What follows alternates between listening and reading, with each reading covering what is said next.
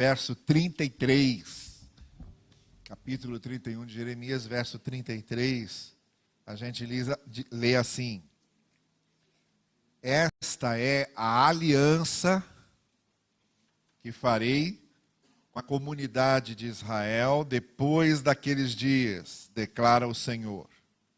Porei a minha lei no íntimo deles e a escreverei nos seus corações. Serei o Deus deles e eles serão o meu povo. Esta é a aliança que farei com a comunidade de Israel depois daqueles dias, declara o Senhor. Porei a minha lei no íntimo deles e a escreverei nos seus corações. Serei o Deus deles e eles serão o meu povo. Você, com certeza, por menos que você conheça a Bíblia, e aqui hoje temos provavelmente pessoas que conheçam muito a Bíblia, pessoas que não conheçam tanto, talvez quem não conheça nada. Mas por menos que você conheça de Bíblia, você com certeza já ouviu dizer que a Bíblia se divide em Novo Testamento e Velho ou Antigo Testamento. Essa palavra testamento é exatamente essa palavra, aliança. Testamento é aliança, testamento é pacto, testamento é concerto, testamento é contrato. Então, quando a gente diz Antigo Testamento e Novo Testamento, nós estamos dizendo a antiga aliança e a nova aliança, ou o antigo pacto, o pacto, a aliança, o antigo concerto, o antigo contrato que Deus fez e o novo contrato, o novo concerto, o novo testamento, a nova aliança, o novo pacto. Por essa razão, este talvez seja um dos textos que nos coloca exatamente aí na linha que divide o Antigo Testamento do Novo, que faz essa marca territorial, que estabelece essa fronteira, dizendo, até aqui é o Antigo, daqui para frente é o Novo. Até aqui havia um concerto, havia um pacto, havia uma aliança. Daqui para frente haverá uma nova aliança, um novo concerto, um novo pacto. Jeremias fala disso nos seus dias, no seu tempo, falando ao povo que chegariam esses dias em que o pacto presente se tornaria pacto antigo e haveria um novo pacto. A aliança presente se tornaria em aliança passada, em aliança antiga. E haveria uma nova aliança, um novo contrato, um novo concerto. Uma nova postura, uma nova posição. É disso que Jeremias está falando. Só que ele está falando isso num tempo em que isso ainda não havia acontecido. E nós hoje estamos num tempo em que isso já aconteceu. O que Jeremias está aqui se referindo é o momento em que Deus fará essa nova aliança, esse novo pacto, e depois, quando a gente chega no Evangelho, a gente fica sabendo que esse novo pacto, essa nova aliança, foi o que Jesus veio trazer, foi o que Jesus veio fazer. Foi a obra que Jesus Cristo veio realizar em nossa vida. E o que o Evangelho nos ensina é que nós, em Cristo, temos essa nova aliança, temos esse novo testamento, temos esse novo pacto que Deus estabelece conosco. Então, o que Cristo veio fazer não era uma continuidade do antigo pacto, nem era reparos no antigo pacto, nem era um ajuste no antigo pacto, não. O que Cristo veio fazer foi romper com o antigo pacto, romper com uma antiga aliança, criar uma ruptura com a antiga aliança e estabelecer uma nova aliança, um novo pacto. Uma nova maneira de Deus trabalhar conosco. Uma nova maneira de Deus atuar na nossa vida. uma nova maneira de Deus se relacionar conosco, uma nova maneira de Deus se revelar a nós, um novo relacionamento que teríamos com Deus, uma nova maneira de Deus se relacionar conosco. Era disso que Jesus Cristo estava falando quando pregou o Evangelho, quando anunciou o Evangelho, e era disso que Jeremias estava falando quando, séculos antes de Cristo, anunciou que esse tempo viria. Então partimos aqui hoje dessa ideia. O que temos em Cristo é um novo pacto. O que temos em Cristo é a nova aliança. O que temos em Cristo é essa nova maneira de Deus agir. Essa nova maneira de Deus se relacionar conosco. Essa nova maneira de Deus trabalhar em nossa vida. Essa nova experiência que temos com Deus. Agora, a partir de Cristo. E a partir do que Cristo veio mostrar. Isso é o Evangelho. Por isso que o Evangelho significa notícias boas. Novas. Boas novas. Novidade boa. Porque o Evangelho era exatamente isso. Falando da nova aliança. Da novidade que Cristo veio trazer. Dizendo, olha, esqueçam aquilo. Aquilo foi só sombra. Aquilo foi só figura. Aquilo foi só símbolo.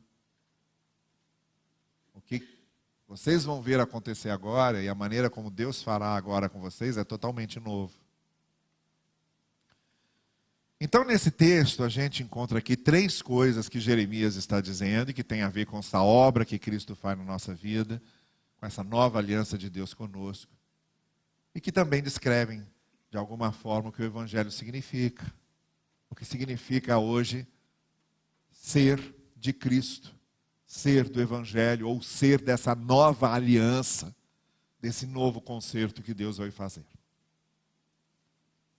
A primeira coisa que fica muito claro nesse anúncio de Jeremias é a iniciativa de Deus. Continua sendo iniciativa de Deus. O verbo na primeira pessoa é muito claro. Eu farei. Eu farei com vocês uma nova aliança. Eu farei com vocês um novo pacto. É isso que Jeremias começa dizendo a respeito de Deus. É Deus quem faz. É Deus quem toma iniciativa. No primeiro pacto, como é que aconteceu? Na primeira aliança, como é que aconteceu? Deus se revela a Abraão. Deus separa Abraão, diz a Abraão, vou fazer um povo de você. Ele faz esse povo com os descendentes de Abraão. Depois liberta esses descendentes de Abraão do cativeiro egípcio. Conduz esse povo à nova terra. Dá a eles lei escrita em tábuas para que seja a lei que eles vão obedecer. E faz essa aliança com eles. Vocês obedecem à minha lei. E aí vocês serão abençoados se obedecerem à minha lei. Então a gente conhece isso tudo como apresentado no Antigo Testamento, mas iniciativa de Deus. Deus é que tomou a iniciativa de se revelar. Se ele não tomasse essa iniciativa, não saberíamos quem ele era, nem o que ele estava querendo. A gente sabe porque ele falou. A gente sabe porque ele deu esse passo. Não fomos nós que fomos atrás de Deus. Deus é que veio a nós. Na narrativa do Éden, não foi Adão que foi atrás de Deus. Olha Deus para mim. Não, Deus que veio atrás de Adão. Adão, onde é que você está? Onde é que você se escondeu? Não foram as vestes de Adão que resolveram o problema. Quando eles fizeram as suas vestes de folhas. O que resolveu o problema foi a veste que Deus fez.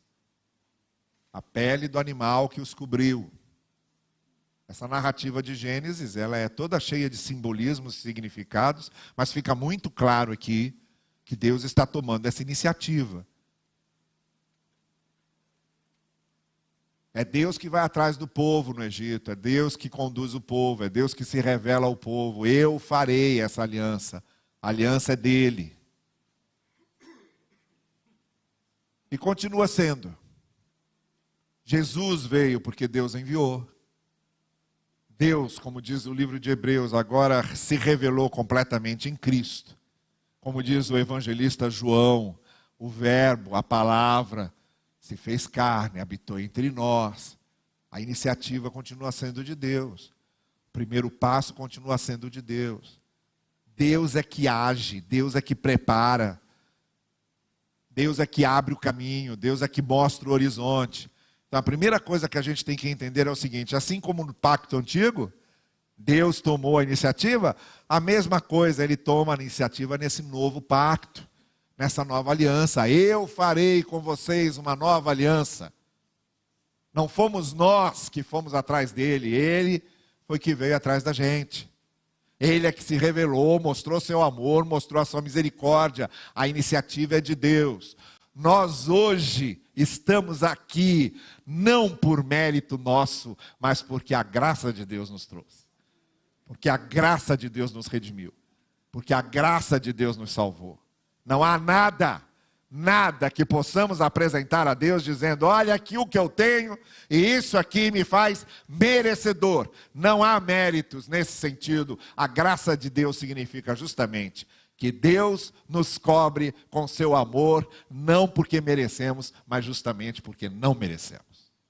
É Ele que vem ao nosso encontro. Eu vim para buscar os que se haviam perdido, diz Jesus na casa de Zaqueu. Eu vim para buscar os que se haviam perdido. E também é aí, nesse contexto, que ele conta a parábola da ovelha que se perdeu e ele veio buscar, da moeda que se perdeu e a mulher acha a moeda, do filho que se perdeu e o pai o recebe de volta. Tudo símbolo da graça de Deus, tudo símbolo do amor de Deus, tudo símbolo dessa iniciativa de Deus a nosso favor. Eu farei essa aliança. E aí a gente chega em João, na sua primeira carta, dizendo: nós o amamos porque ele nos amou primeiro. Então eu farei a aliança. A aliança é minha. Nenhum de nós aqui, nenhum de nós pode dizer: estamos hoje na presença do Senhor, hoje nós temos o Evangelho na vida, hoje Cristo nos redimiu, porque merecemos. Não. Cristo veio nos redimir e Deus derramou a sua graça justamente porque não merecíamos. E Ele nos abençoa com seu amor e com sua graça. Eu farei essa aliança. A segunda coisa que esse texto de Jeremias nos mostra é que agora essa aliança é diferente da outra, porque essa aliança muda coração, instala no coração um novo desejo, uma nova vida, um novo caráter, uma nova mente. Diferente da primeira aliança, que era a lei na pedra, a lei na tábua de pedra. Diferente da outra aliança, que tinha um monte de ritos exteriores, como por exemplo os holocaustos dos animais oferecidos, como as festas que precisavam ser produzidas, como os ritos no templo que precisavam ser cumpridos, os sacerdotes com as suas vestes e com as suas liturgias e rituais. Quando se dependia dessas coisas externas, agora vem Deus e diz: acabou isso. Isso tudo era sombra, isso tudo era figura, isso tudo era símbolo. Isso tudo era para preparar esse momento aqui, em que agora vocês não terão mais tábuas da lei, mas a minha lei será colocada no coração de vocês. A vida de vocês vai mudar, não por causa de um rito que vocês vão cumprir, mas porque eu vou mudar o coração de vocês. A mente de vocês vai mudar, o desejo de vocês vai mudar. Não porque há uma lei numa pedra para ser decorada, mas porque o coração de vocês vai mudar.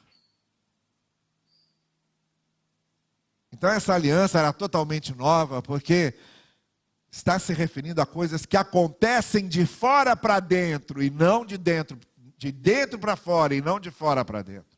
O movimento era o contrário.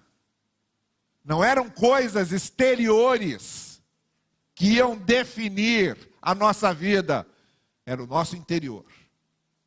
Porque o que Deus vinha resolver agora era a fonte do problema. E a fonte do problema é o nosso coração. Porque quando o coração muda, quando a mente muda, muda todo o resto. O que um rito, o que a tábua da lei, o que o sacerdote, o que o templo, o que a religião não podia resolver, a ação de Deus no coração resolvia. E é disso que Paulo está falando, por exemplo, quando ele diz: aquele que está em Cristo, agora é nova criatura, as coisas velhas passam e tudo se faz novo para ele. É sobre isso que Jesus Cristo está falando quando ele diz a Nicodemos: olha, aquele que não nascer de novo não pertence ao reino, porque pertence ao reino quem agora nasce por dentro, quem muda por dentro. Não é só mais uma questão só do externo. Agora a transformação acontece por dentro, no coração, na vida. Então agora Deus trabalha com o coração da gente. É com o que somos. Quando Jesus Cristo vem à nossa vida e quando o Evangelho nos toca, Ele não está nos querendo dar apenas uma formalidade. Ele não quer nos dar uma estética. Ele não quer dar uma forma. Ele quer transformar por dentro. Ele quer mudar por dentro. E aí é que o próprio Jeremias e o profeta Ezequiel vão falar também dessa mudança do coração, que deixa de ser um coração de pedra e passa a ser um coração de carne. Mudança por dentro. O que o Evangelho nos diz é que se a gente não mudar por dentro, a gente não muda simplesmente. O que o Evangelho nos diz é que a fonte da nossa transformação, a mudança do nosso caminho, a mudança da nossa vida, precisa acontecer por dentro primeiro. Por isso Jesus Cristo disse no Sermão do Monte: busquem primeiro o reino de Deus e a sua justiça, e as demais coisas serão acrescentadas. Porque se não houver mudança primeiro por dentro, se o reino de Deus não é estabelecido em nós por dentro, se o nosso coração não é transformado e começa a pertencer ao reino de Deus, nada acontece. A gente vai ficar enxugando gelo.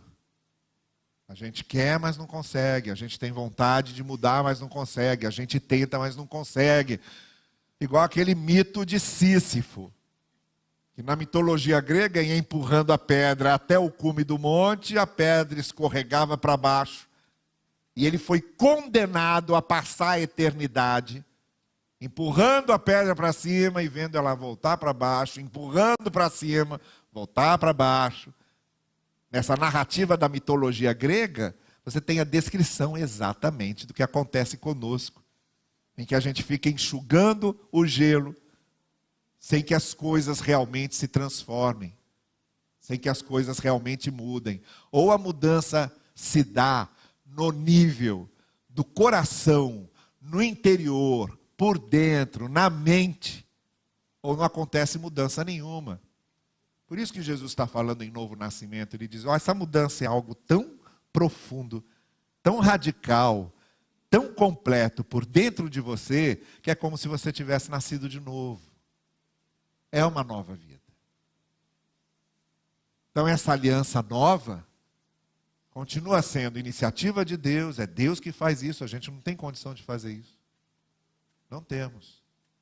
Se não é o poder de Deus agindo na nossa vida para mudar caráter, para mudar coração, para mudar a mente, nada acontece.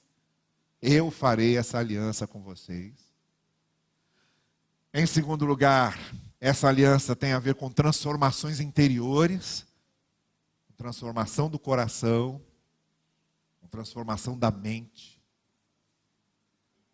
E em terceiro lugar, é uma nova aliança, porque agora todos nessa nova aliança se transformam em povo de Deus. Eu vou fazer aqui um novo povo.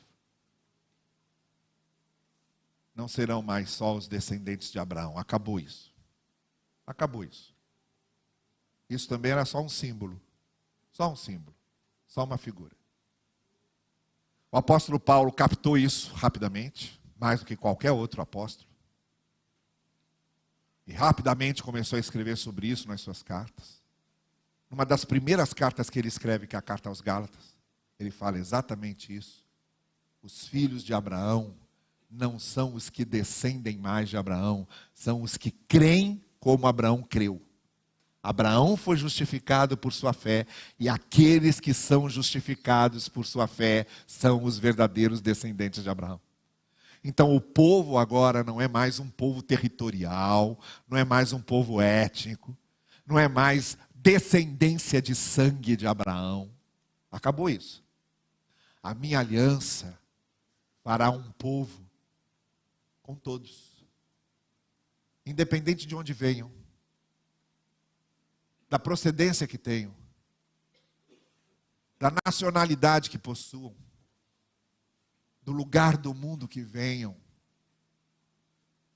A minha aliança agora forma um povo. O meu povo agora passa a ser aquele que pertence a Cristo. Aquele que passou por Cristo. Aquele a quem o reino de Deus marcou, transformou, mudou. Para fazer parte dessa nova aliança, você não precisa mais ser circuncidado como o judeu era. Você não precisa mais guardar o sábado como o judeu guardava.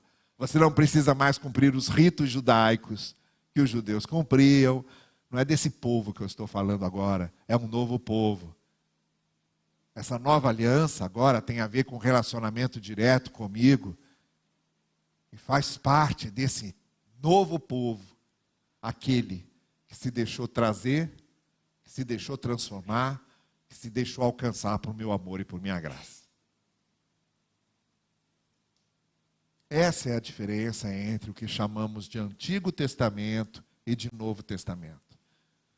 Na Bíblia, o Antigo Testamento descreve como era essa velha aliança, como eram essas figuras, como eram essas sombras, como eram esses símbolos.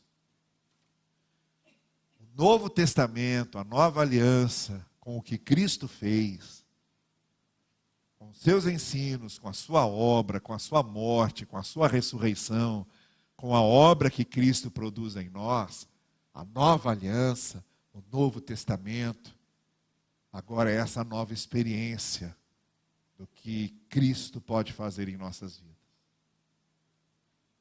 Pertencer a Cristo significa pertencer à nova aliança. Pertencer a Cristo significa pertencer a esse Novo Testamento. Pertencer a Cristo significa fazer parte desse novo povo de Deus. Pertencer a Cristo significa ter o coração transformado pelo poder do Evangelho.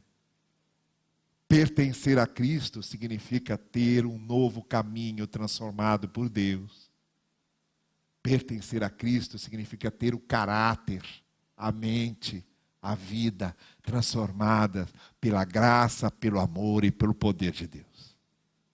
E isso é pertencer a Cristo. Isso é pertencer a essa nova aliança.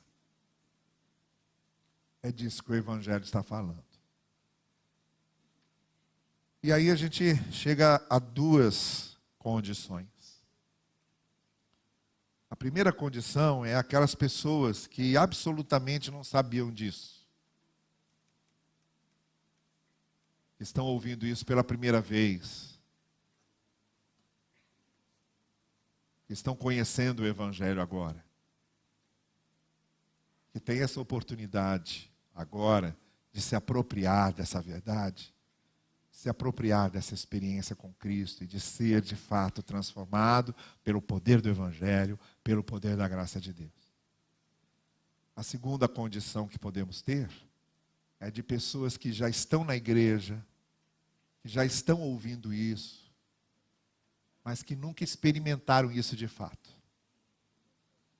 Talvez até pertençam a alguma igreja, talvez até sigam uma religião, pertençam a ela, mas na verdade nunca experimentaram essa transformação, essa mudança, essa nova aliança que Deus estabelece conosco.